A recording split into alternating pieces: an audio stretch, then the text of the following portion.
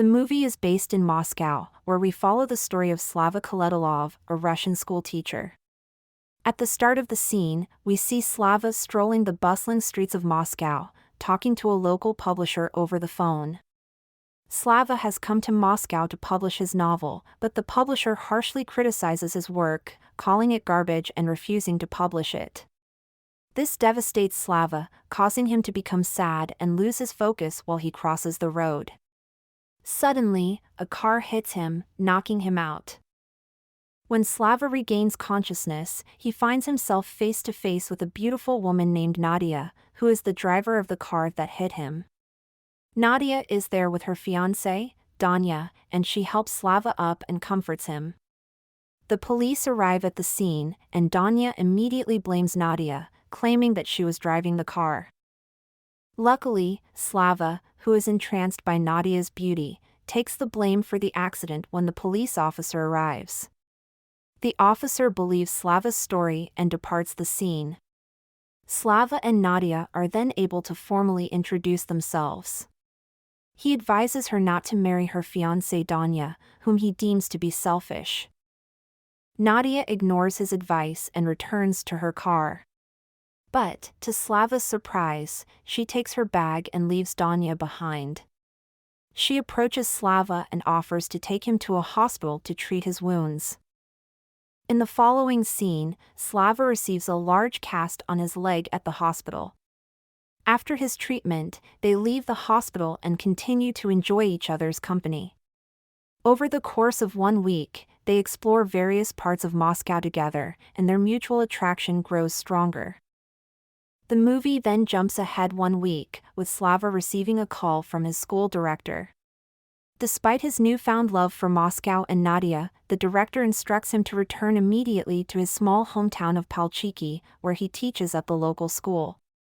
Reluctantly, Slava agrees to go back. Before leaving, Slava proposes to Nadia with a makeshift ring, which she gladly accepts by taking off her old ring. The couple happily becomes engaged. The scene then shifts to the day before their wedding, with Nadia trying on her wedding dress alongside her mother. Meanwhile, Slava is back in Palchiki, teaching a class.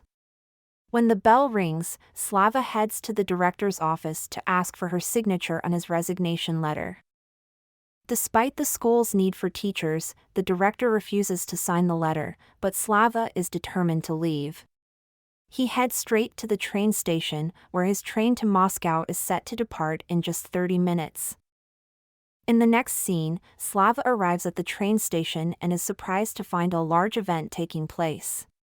He discovers that a national Russian children's football tournament will be taking place in Palchiki over the next few days. Ignoring this, he tries to make his way to his train, but is stopped by a railway officer who informs him that the mayor is about to give a speech. To Slava's surprise, the school director is also in attendance and calls out to him. Despite her attempts to get his attention, he avoids her and continues towards the train. Meanwhile, the mayor is interrupted by a man who is revealed to be a sports committee examiner. The examiner informs everyone that the Palchiki team has players who are over the maximum age of 12 for the tournament. As soon as the examiner approaches the team, their coach flees. Slava arrives at the train station and ends up behind the Palchiki team.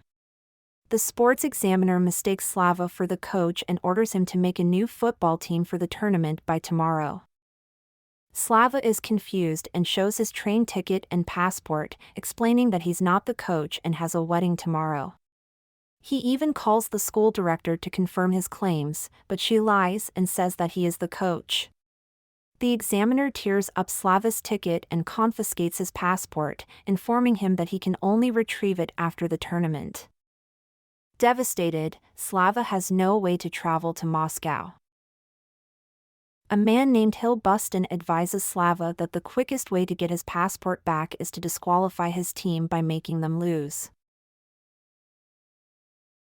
The scene then cuts to Slava inside the train station, where a boy named Kara steals his phone and attempts to run away with it. Slava quickly retrieves the item and dismisses the kid. However, a police officer searching for a 12-year-old pickpocket approaches Slava. Kara, being the right age, catches the officer's eye. Slava misdirects the officer and convinces Kara to play football under him. After some time, Slava inquires if Kara has any other friends of the same age. Kara confirms and brings Slava to meet Derek. Unfortunately, Derek is too anxious to work with the team. Later, Kara introduces Slava to the rest of his delinquent friends, and the team of 11 players is finally complete. All of the players are homeless and without parents. Slava eventually calls Nadia and explains that he cannot attend the wedding in Moscow due to a dangerous bacterial infection and quarantine. Nadia, although surprised, understands Slava's predicament. She improvises and decides to have the wedding reception first to avoid wasting any preparations. The match between Palchiki and Rostov begins the next day. Rostov takes control in the first half of the game, scoring 2 goals. Slava appears relieved at halftime, but Kara inspires the team with a motivational speech. The pep talk works wonders, and the team plays amazingly in the second half, scoring goal after goal and winning the game.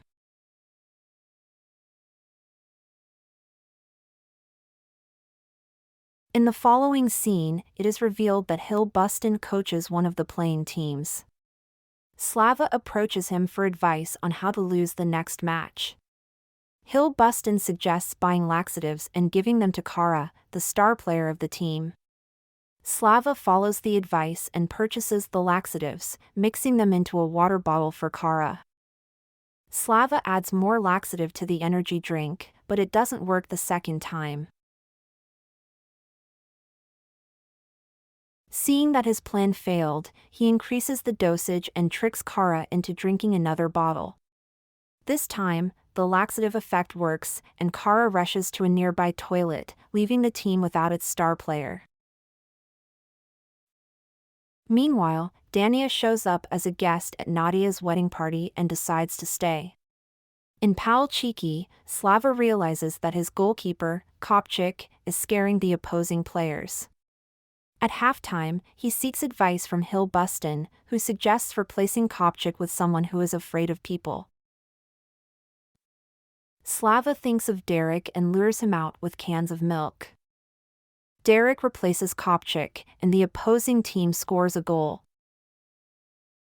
However, Derek's teammates help him learn how to stop the ball, and he quickly draws out his true potential as a professional goalkeeper. With Derek's help, the team manages to keep the opposing team from scoring any more goals and wins the match. In the latter part of the game, the score is even and only a minute remains on the clock when Palchiki receives a free kick. Slava instructs a player with weak and crossed eyes to take the kick, confident in his inability to score. However, Kara, who is aware of the player's disability, emerges from the bathroom and instructs him to aim for her. The plan succeeds, and the ball curves into the net, securing a victory for their team. Following the game, the sports examiner is delighted and hands over Slava's passport to the school director, prohibiting him from leaving for Moscow until the tournament finals. In the meantime, Slava calls Nadia and becomes enraged upon discovering Dania's presence at the wedding party. He informs her that he will not attend for yet another day. Later, he seeks out Buston on his private boat to discuss his issues with him and his German friend, George. They advise Slava to exhaust his players by training them extensively to make their bodies sore.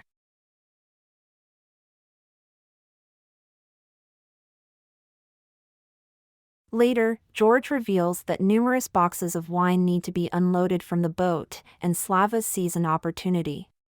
He brings the kids to unload the boxes, but exhaustion leads to a fight breaking out, causing Derek to flee. The next day, Derek arrives late for the game, and Slava locks him in a room after seeing his goalkeeping abilities. Despite Derek's absence, Palchiki's team is exhausted and concedes 3 goals in the first half, ending their chances of victory. As Slava drinks juice from a nearby stall, he hears Kara crying in the distance. Kara reveals that his desire to win the championship is to impress his parents in the hopes of being taken back. Slava realizes his wrongdoing and decides to free Derek immediately. While en route, Slava meets Hill Buston and informs him of their new goal to win the game. The rival coach becomes infuriated and threatens to expose Slava if he doesn't lose the game. However, Slava disregards Hill Buston's warning and frees Derek in the dressing room. Slava discovers that the team is ready to forfeit the game, prompting him to confess his actions. In response, the kids beat Slava, causing him to pass out. Upon awakening, the school director apologizes and returns Slava's passport. Later, Kara invites Slava and the director to watch the game, and to their surprise, the team decides to play. Slava leaves his phone with the director,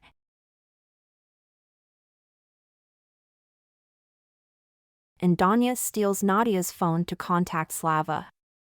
Unfortunately, the school director answers, revealing the truth to Danya. Danya suggests that Nadia call Slava in front of everyone, but the director picks up and explains the situation, leaving Nadia upset. Meanwhile, Palchik wins the game with 4 goals, securing their place in the finals. Slava celebrates with the team and later lies to Nadia again about his situation. However, Nadia had discovered Slava's deception and trashed the wedding party. When he calls her, she calmly tells him that she knows everything and switches off her phone, leaving Slava distraught. Nevertheless, he resolves to train his team for the finals. The next day, a police officer investigates the theft of several crates of expensive wine from a boat, along with the missing surveillance footage. Hill Buston contacts Slava, instructing him to meet at the boat. There, Hill Buston reveals that he stole the surveillance footage and shows Slava the tape of the kids unloading the wine. He blackmails Slava to throw the final match against his team, locking the surveillance disc in a safe and keeping the key in his pocket. That night, the Palchik team strategizes for the finals, and Slava remembers Hill Buston's habit of removing his jacket when his team scores 3 goals. Slava decides to let his team concede 3 goals so he can steal the safe key from Hill Buston's jacket. All the children agree to the plan, and during the game, they allow the opposing team to score 3 easy goals. Unfortunately, Hill Buston doesn't remove his jacket, so Slava sends the school director to flirt with him. Eventually, he hands her his jacket, and she takes the key and gives it to Slava.